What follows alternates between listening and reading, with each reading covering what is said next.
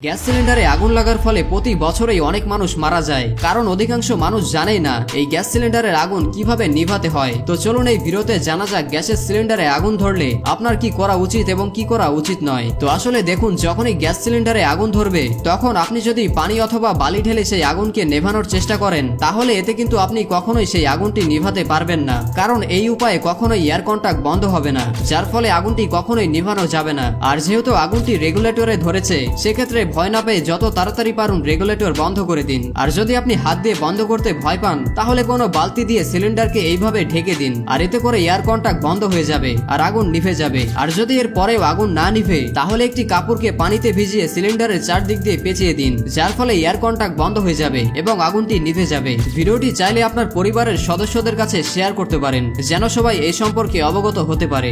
এমন তিনটি আবিষ্কার যা আপনার জীবনও বাঁচাতে পারে, এবং শেষের আবিষ্কারটি তো হাজারো মানুষের জীবন বাঁচাতে পারে। প্রথমেই রয়েছে দ্য এক্সট্রাক্টর। প্রতি বছরই হাজারো মানুষ শুধুমাত্র সাপের কামড়ে মারা যায়, কিন্তু এই ডিভাইসটির ফলে আপনার বেঁচে থাকার সম্ভাবনা একটু বেড়ে যাবে। আপনার শরীরের যে অংশে সাপ কামড়িয়েছে সেখানে এই ডিভাইসটি লাগিয়ে দিন, এবং এর ভ্যাকিউম সিস্টেম সেই সাপের বিষকে কিছুটা হলেও আপনার শরীর থেকে বের করে দিবে। তবে হ্যাঁ, বেঁচে থাকতে হলে কিন্তু খুব শীঘ্রই হসপিটালে যেতে হবে। Next, uncuttable gloves. এই হ্যান্ড গ্লাভসটি আপনার হাতকে যে কোনো ধারালো ছুরি বা যে কোনো ধারালো বস্তুর হাত থেকে বাঁচাবে। অর্থাৎ যখনই আপনি চাকু অথবা ব্লেড ব্যবহার করেন, তখন ভুলবশত আপনার হাত কেটে যেতে পারে, কিন্তু এই হ্যান্ড গ্লাভস পরে থাকলে আপনার হাত কোনো মতেই কাটবে না। এমনকি এই হ্যান্ড গ্লাভস পরে আপনি অনেকগুলো ব্লেডকেও হাতের মধ্যেই মুড়িয়ে ধরতে পারবেন, আর এতেও আপনার হাতের কিছুই হবে না, যেমনটা এই ভিডিওতে দেখতেই পাচ্ছেন। Next, fireball extinguisher. এর সাহায্যে হাজারো মানুষের জীবন বাঁচানো সম্ভব। যখনই কোনো জায়গায় আগুন লাগবে, তখনই শুধুমাত্র এই বলটি সেই আগুনের মধ্যে ফেলে দিতে হবে, এবং যখনই এই বলটি আগুনের সংস্পর্শে আসবে, তখনই ব্লাস্ট হয়ে চারদিকে ড্রাই কেমিক্যাল পাউডার ছড়িয়ে ছিটিয়ে দিবে এবং মুহূর্তের মধ্যেই আগুনকে নিভিয়ে ফেলবে।